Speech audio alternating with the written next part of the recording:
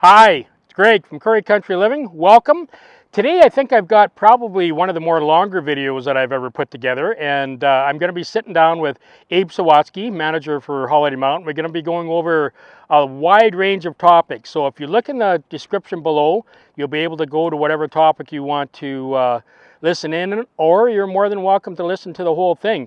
So we're talking about the T-bar, we're talking about what they've done in the last 2 years, challenges, some of the challenges that they had and some of the triumphs that they've had, talking about staffing, school groups, what sets Holiday Mountain apart from the rest of the ski resorts. I've got my own opinions on that, but we'll hear what Abe has to say. We're talking about plans going forward and snowmaking equipment. You can tell I'm reading from a list here because there is so much in this video. Brody Dobson makes a brief appearance talking about the crash dummies that they had the last day there. I think I'm taking up too much of your time now, so anything that you need to know about Currie Country Living and the Airbnb that we have or Holiday Mountain, I'll put the links in the description below. And like I say, there's a timestamp. So with a timestamp, you can just go into the descriptions, click on it, and go to whatever topic you want. Enjoy. Hi, and welcome to Currie Country Living. Today, I'm down at the Holiday Mountain Resort with Abe Sawatsky, and I'd like to maybe explain the connection just a little bit. My dad worked for Noel, actually back when the ski slides were on the other side, so that would have been prior to 1960. Yep. I've worked with Noel from 1978 to 1992, and I had daughters work all amongst that time. So we had 3 generations working. Yep. You guys were foolish enough to hire me back again this year, and I put in 3 days a week, and it was wonderful. It was like coming back home to a lot of memories. So we're going to talk about some of those memories. And Yep. one of the big things that you guys got going was the T-bar. Yeah, that was something that was identified kind of early on when the new ownership took over, that was something that we wanted to get going. Yeah. Knowing that it would help ease the lineups on the lifts and the nostalgia factor. Yeah. And so that was identified pretty quickly that was a priority. It took a lot of work and a lot of manpower. Harold Moffat was instrumental on that. He spent a lot of time on that, researching and repairing and gathering information because there wasn't a lot. No, it's an old piece of machinery, obviously, and when the resort was open, there was actually 3 T-bars, right? Like 1, 2, and 3. Yeah. This is the last one. And I talked to Harold, and I made the comment. I says, you turned it backwards. And he looked at me, he says, it has always been running backwards. Now it's running the right way. So Yeah. that was a lot of something a lot of people noticed right off the hop. It was going the opposite way, but but it was great. I know I was able to run it at the end of the year, which was great, and I think a lot of people really enjoyed it. So yeah, it was amazing to see because even I didn't realize how much of a hit it was going to be when we fired it up. The lineups just from the other lifts flocked over to T-bar, and I guess it's proximity to the terrain park. Yeah. A lot of the kids wanted to make that quick lap, and they gathered at the T-bar for their ride up, and there were some people that had never ridden a T-bar, so they were curious, what's a T-bar, how does it work? Yeah. So it was a lot of fun. Yeah. So right now, this is the second full season. Actually, Yep. This is April 3rd today that we're taping this, and we've only been closed for 3 days. Yep. And so you've got 2 full years under your belt, Abe. What can you tell me about operating a ski resort? Well, the big thing that kind of blew me away was the community support and how deeply the community is involved, wants to be involved, and is passionate about this place, that it's kind of embedded in the identity of Larvier. Yeah. So feeling that and seeing that over the course of this past season, how that's grown with the T-bar going and different things, the ski club being back, kids being enrolled in that. Yeah. The parents coming out, watching their kids learn and grow. talking to some of the parents, that was just really neat for me to see that. And then just, 2 years into it, you had all 11 runs open this year.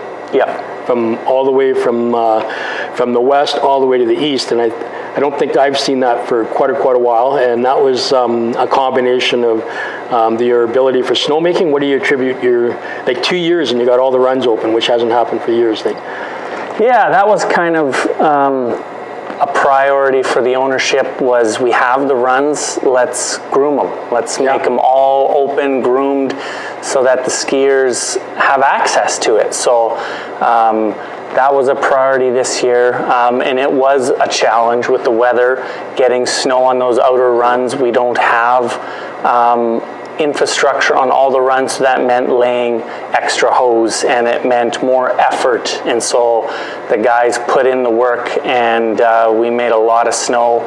The terrain park moved over from Groff and Turner to Champaign, and so we made some of those changes that affected how we made snow.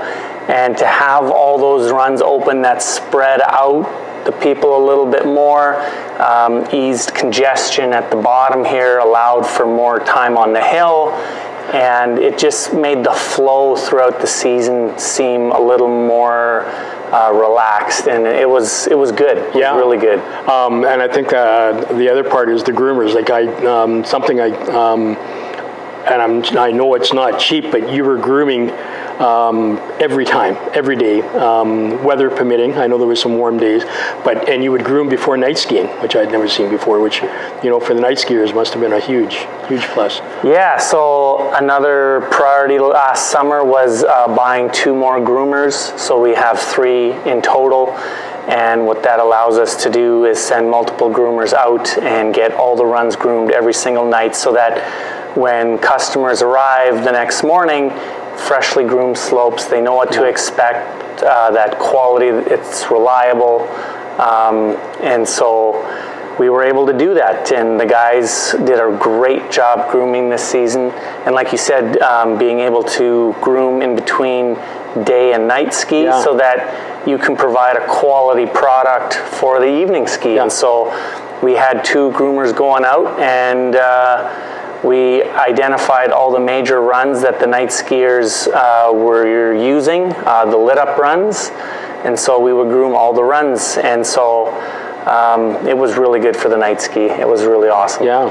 So my main focus at the Holiday Mountain was the carpet, which is probably, I've jokingly with the other guys, the most difficult one to run. But in reality, it's actually the easiest place for people to learn how to ski. And you've brought back quite a few school groups. A lot of kids learning how to ski for the first time. How was that this year? Yeah, like you said, more school groups this year. Catherine did an amazing job bringing in school groups, and then creating a terrain-based learning system where the kids went out and they were able to learn the basics really quickly and then get out on the hill and have fun with their friends. So that was kind of identified early that we needed to find a way to do that, because kids, when they get here with their friends, they just want to go out and they want to be with their friends, and you want to send them out, but you need to make sure that they're safe. And so they need to know the fundamentals, and Catherine's so good at prioritizing safety, and that was paramount for us. And so we feel like we were able to do that with the way she established the terrain-based learning and the different strategies. And so the kids learned really quickly, and they went out and had fun, and we implemented some different things, some rollers and different banks where kids could learn how to turn and stop and different things, and it seemed to be a big hit with the kids. Well, and I seen that firsthand, because that's where they all start off, right at the carpet, and basically would have to go through the schooling to prove that they could ski and be capable to carry on to some of the more advanced runs. But I seen how the stations and everything were set up, and it was a great setup. It was great to see that many kids coming up, maybe a little timid and scared, and then by the end of the day, having the basics to ski well.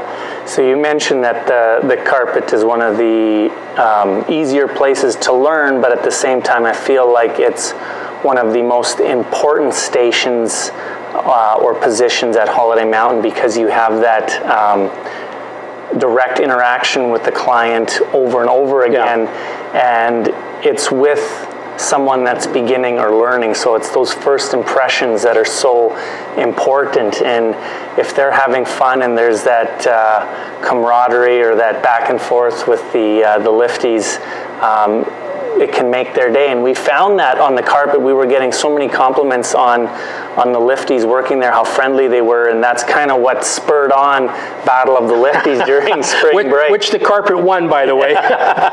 We need to put that out there, right? Yeah. So that's what spurred that on, and that was a ton of fun, getting the customers engaged with Battle of the Lifties to see who had the friendliest crew out there that day, and it was a lot of fun. It was a lot of spirited fun.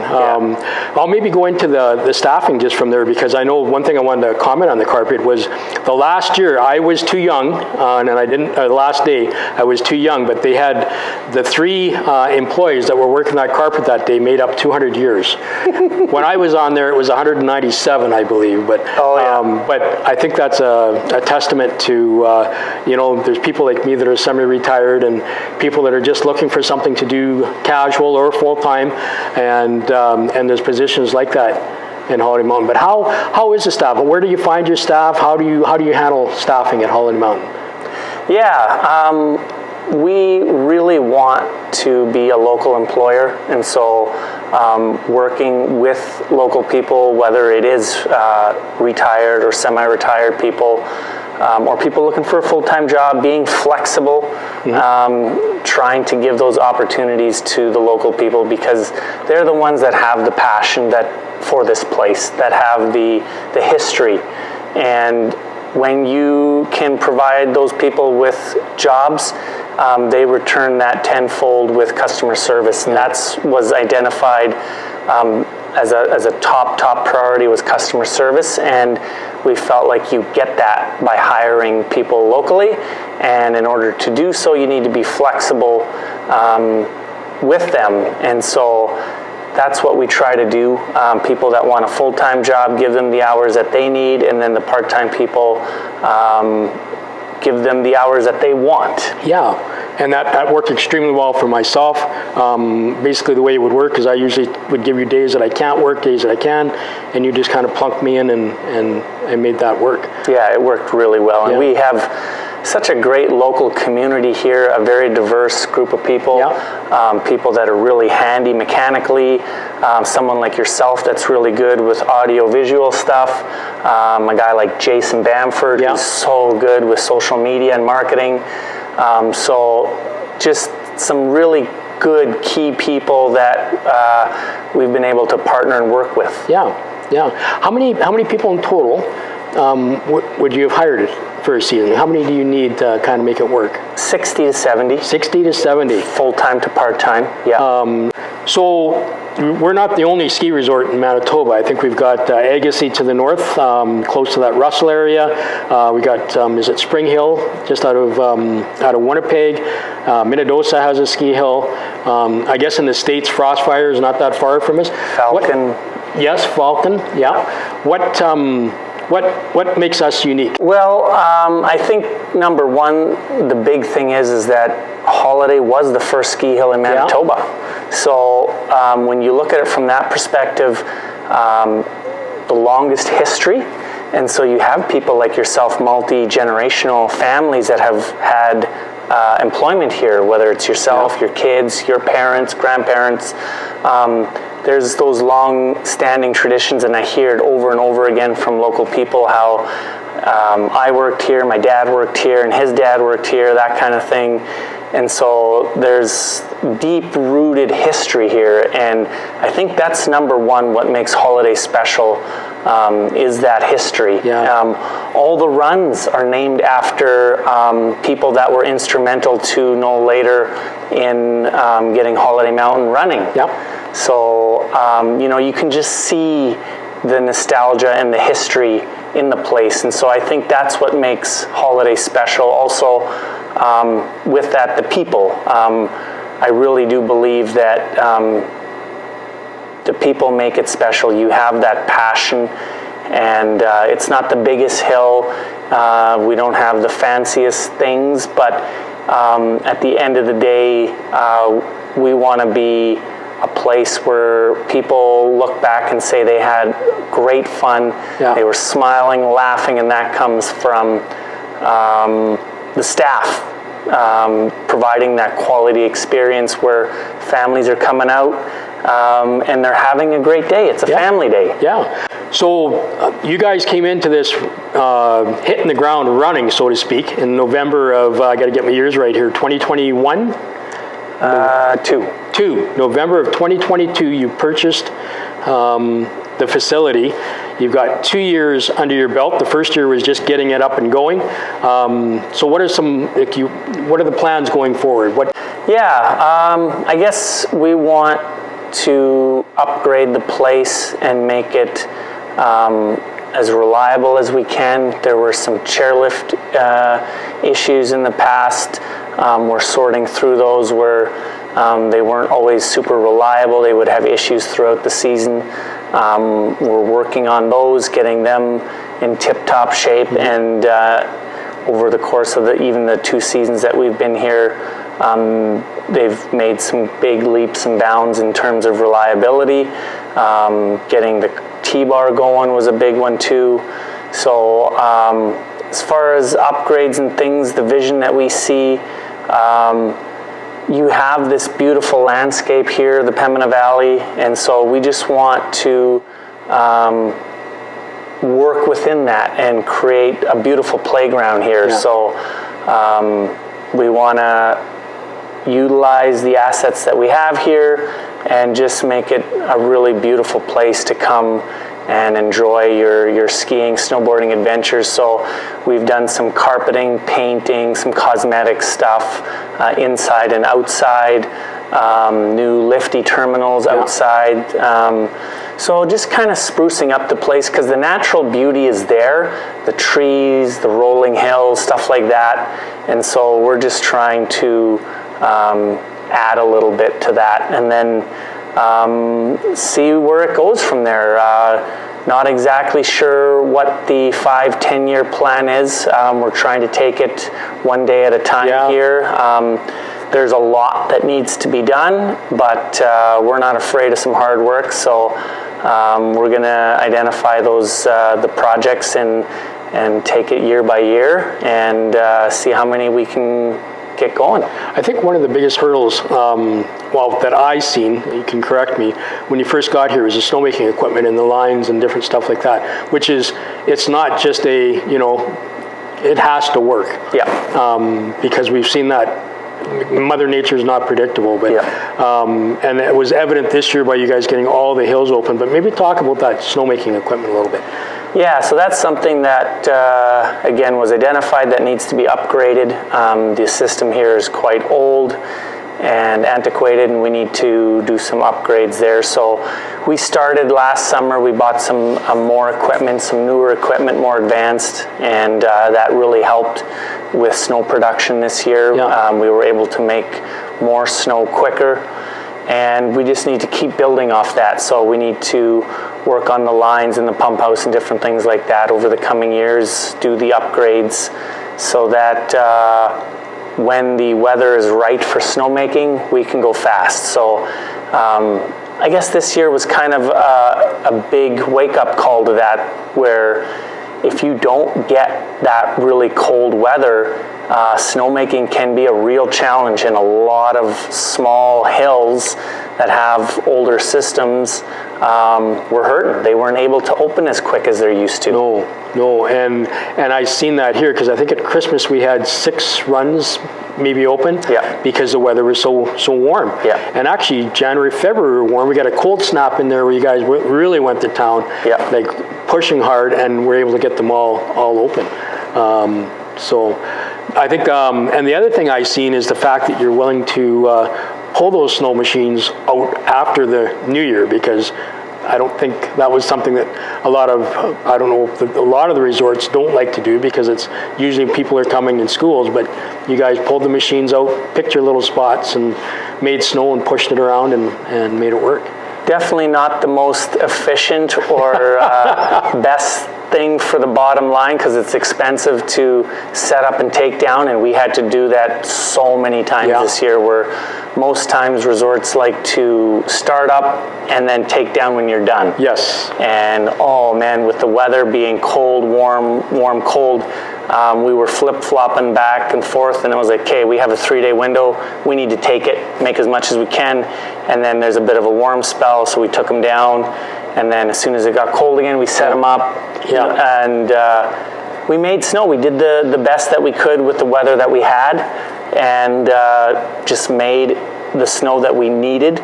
And you and I are looking out at the hill here, and we've opened up the trench to make sure that drainage can happen now, and you can just see how thick that layer of snow is down at the base. Like, there's a lot of snow down there. And I'll take a few shots of that so you can see it, but I made the joke when I came in today that I wanted to go skiing, because you could literally ski every hill out there.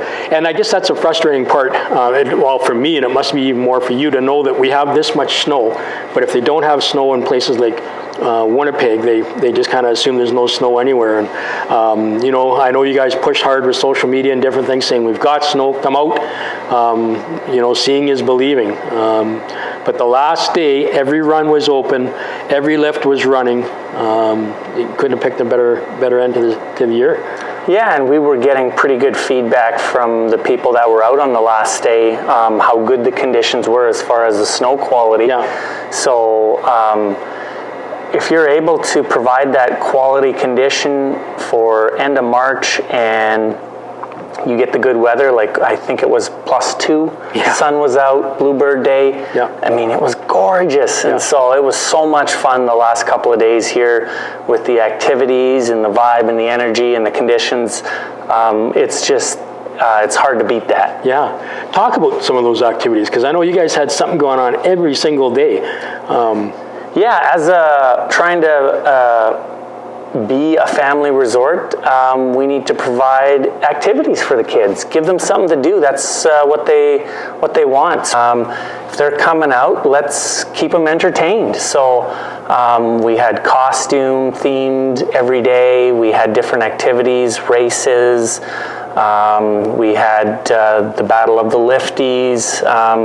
We had the lays that we were giving out. Where kids go earn a lay from the lifties with dance moves. And so just trying to engage with the customer and plan different activities. And it was a huge success. Like on the last weekend, we had the Fire and Ice, which was a huge hit. It was so much fun to work together with the local fire department here. Mike Maloney, the fire chief, was so good in working together with us. He actually brought the truck down and filled our pond skim area with clean water. And then he got his guys out, and they were racing the ski patrollers. And the ski patrollers, you know, Kent Ulrich does such a good job as president. He had so many of his guys out, and they're a volunteer group as well. So seeing those two guys racing down the hill with the fire hose and the toboggan, oh, that was so much fun. And you know, I seen, I laughed. I actually laughed out loud when I seen it come across social media, where I think the fire department had given T-shirts to the ski patrol saying, even ski patrol need heroes. And they had the firefighter on it. So a lot of fun. So and then the other thing you had was the crash derby, the crash dummies. Where you made a massive, and again I have this on video, you made a massive approach in the middle of the hill beside the blue chair, and different groups, ski patrol and rental staff, and got the dummies together and threw them off with the ideas to see who could make the biggest crash at the end. So yeah, just different options for entertainment, right? So just fill up the day with some activities, some entertainment, keep it light, keep it fun. And so it was a hoot watching these creations zoom down the hill and then take the jump and just go crashing into a big heaping pile. And this is where, when I'm editing, I'll probably insert Brody Dobson, because he gave me a little bit of a soundbite, and he's got some ideas for next year and how we can make that better. So, so we'll insert that right here. Have you done something like that before? Oh yeah, I've built lots of jumps, like with my dirt bikes and quads and stuff like that. I've built lots of jumps, over the years. So for this one, I just used some of that same technology, I guess, and scraped up some snow. You can see we used quite a bit of snow there. So I just scraped a little bit off the whole hill there from the old jump all the way down, and a little bit off the bottom, and so it looks pretty good. You can see the amount of snow we have to work with, though. It's just amazing. I'm going to take that drone up and I'll do a couple of circles. Yeah, absolutely. Mike Diamond did a heck of a job on that thing there. So, on the Bombardier one? Yeah, exactly. So we talked about a little bit. He had the idea for the Bombardier, but we talked about a few things to make it real cool there. So we're hoping that it's a pretty good bang when she goes off. So well, I'm going to get that drone.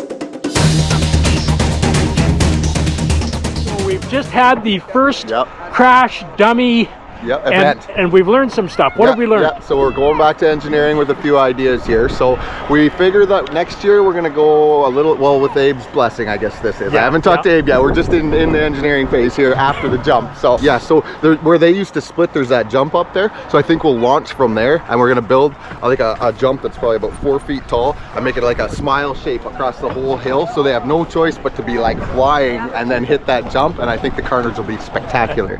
That's what we're after, is spectacular carnage. Absolutely. So we're going to do better. This is our first attempt, so just bear with us, and we'll do better next year. Because some people put some effort into some of those things. Absolutely. Well, it took me all night to do this too. I was here till 8 o'clock this morning. So no, it was good. I love doing this stuff. I really like it and enjoy it, so it's kind of entertaining for me.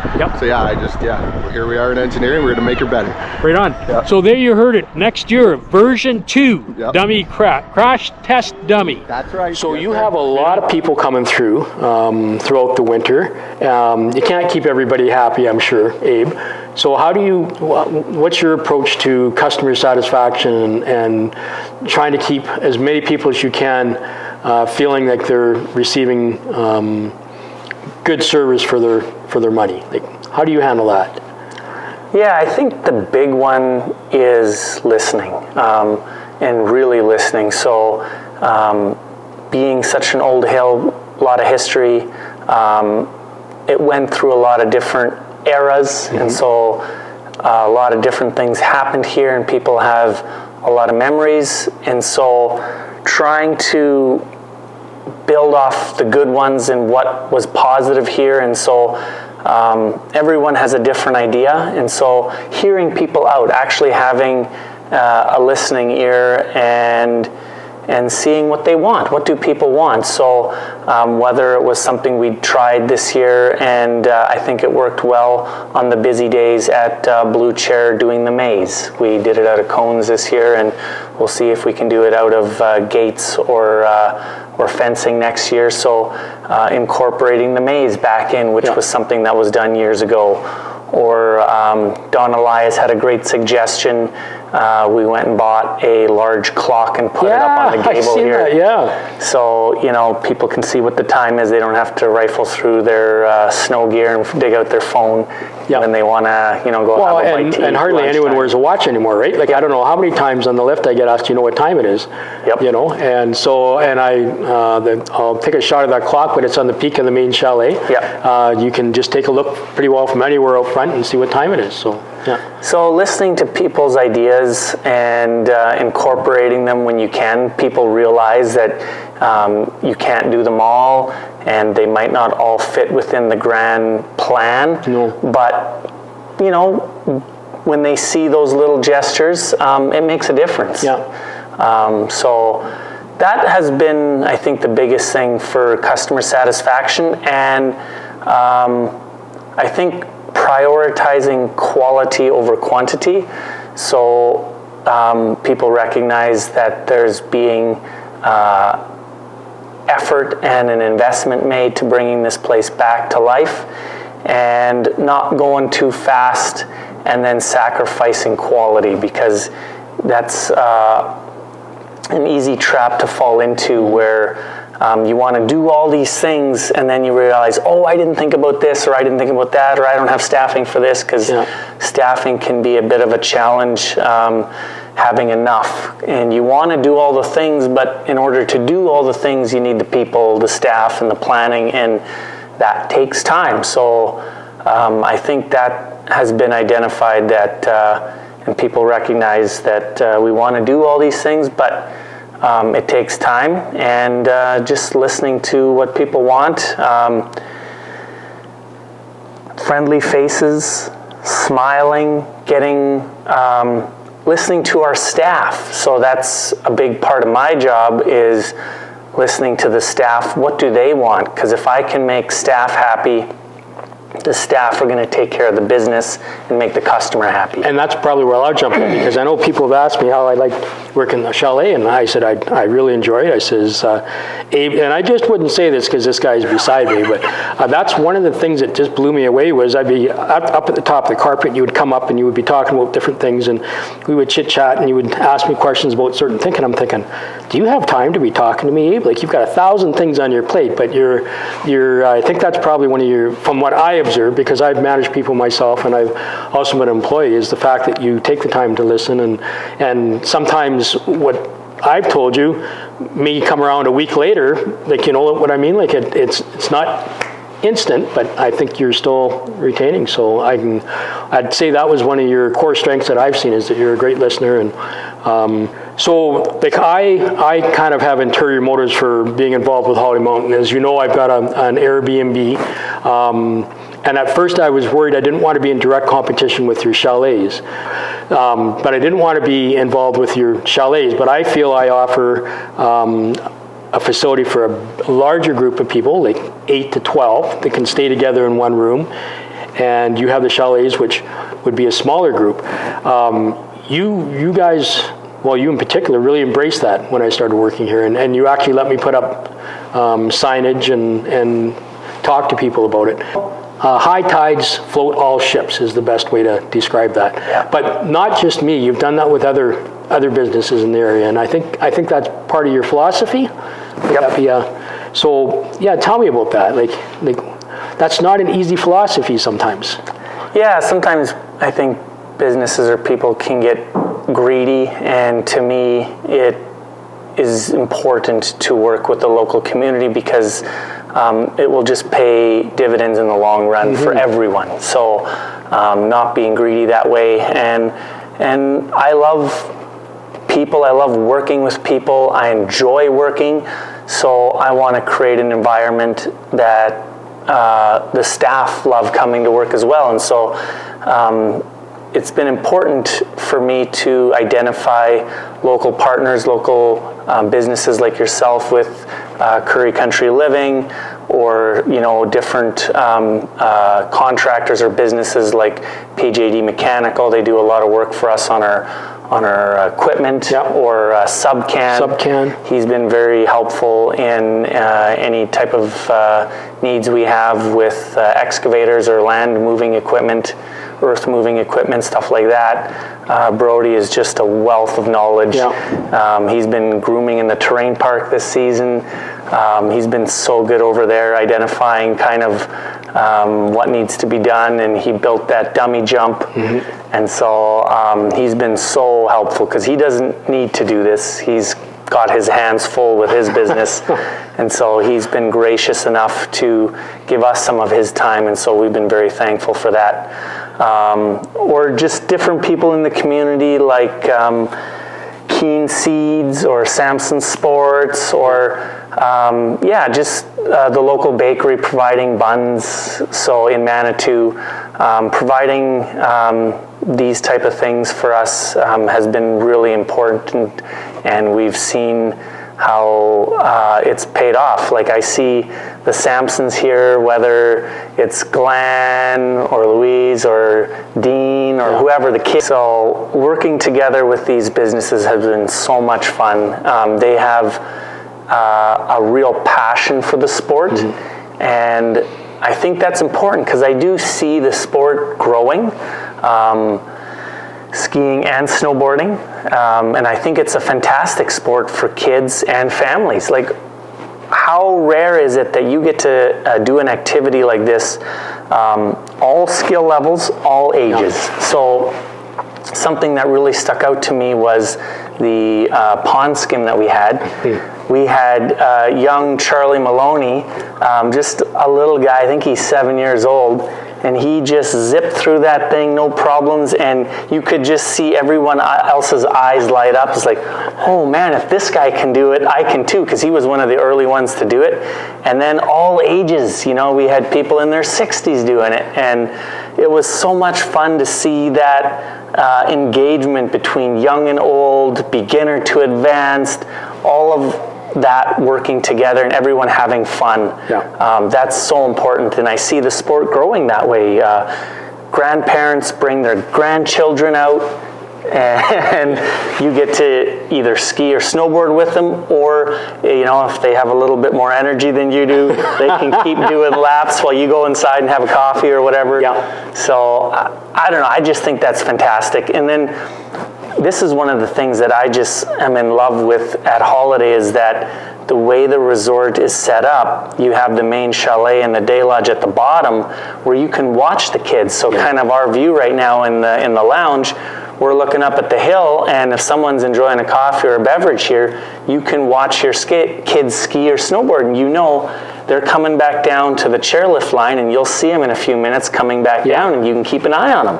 It's a big enough place for variety and small enough yet you can find people quickly.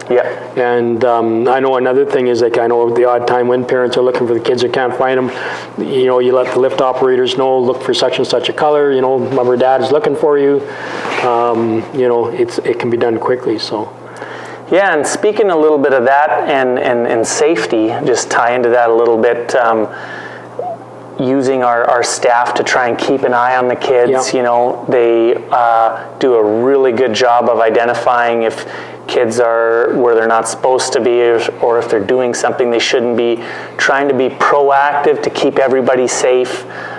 We've tried to incorporate that into our safety policy, adding more padding or identifying problem areas, like Kent, president of the Ski Patrol, he provides a lot of hours here on the hill, and he's been documenting all the injury locations, and so we have that data, and so we can identify problem areas where people are getting hurt. Why?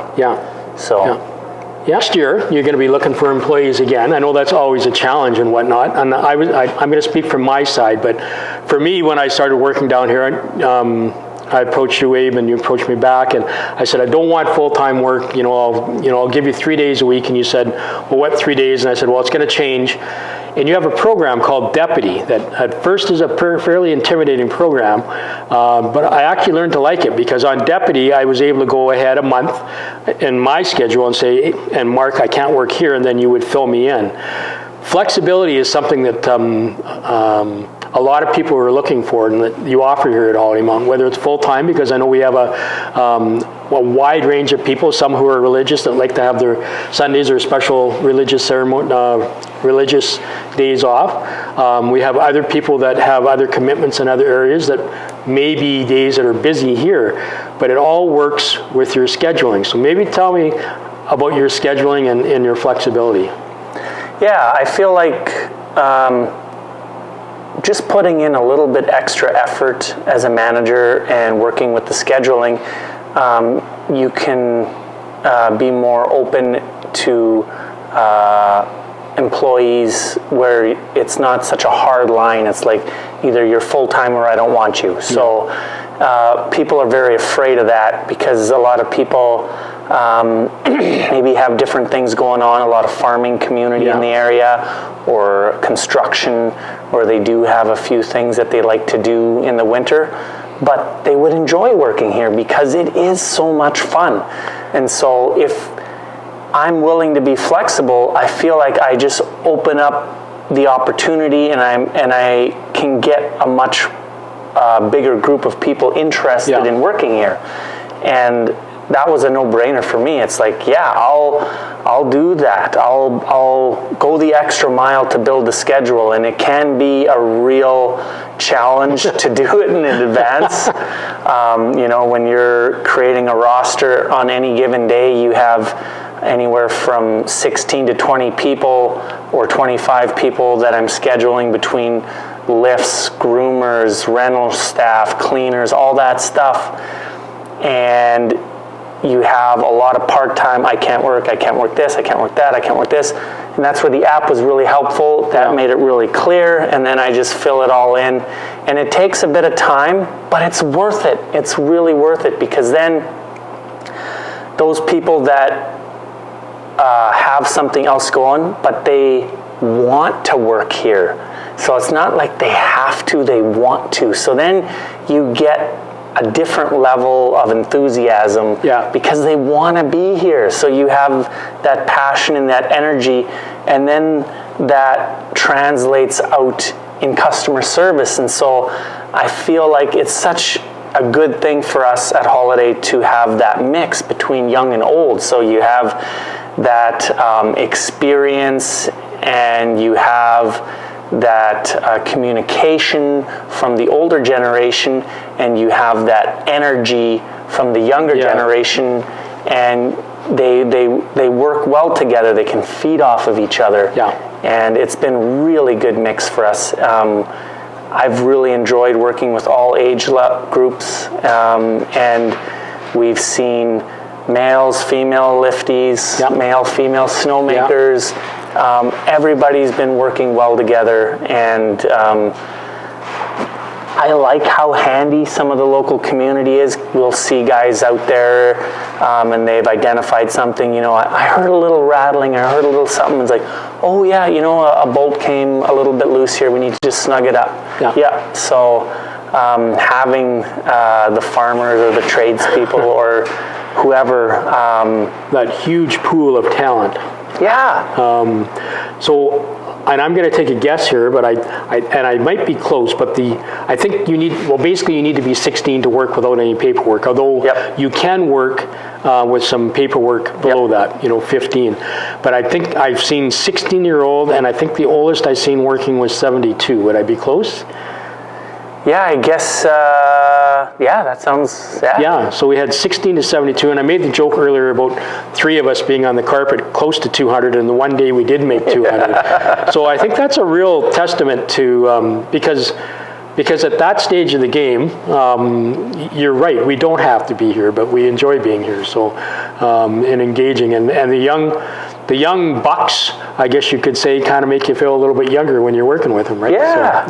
And then if there are certain requests or needs, like shorter shifts where you're outside on those really cold days, or having a place to sit down and rest so you don't have to stand the whole day, just different things like that, listening and making your staff comfortable so that coming to work isn't a chore.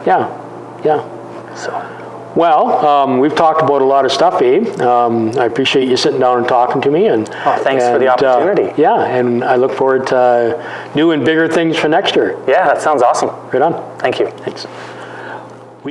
Well, thanks for watching that. And if you enjoyed that, consider giving me a thumbs up, subscribing to any of my social media platforms, whether it be YouTube, Facebook, TikTok, Instagram. I seem to be dabbling in them all. If you've got any comments, leave them in the comment section below. Check out Holiday Mountain site.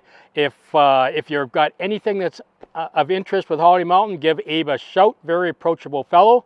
As always, till next time, stay safe, and we'll catch you later.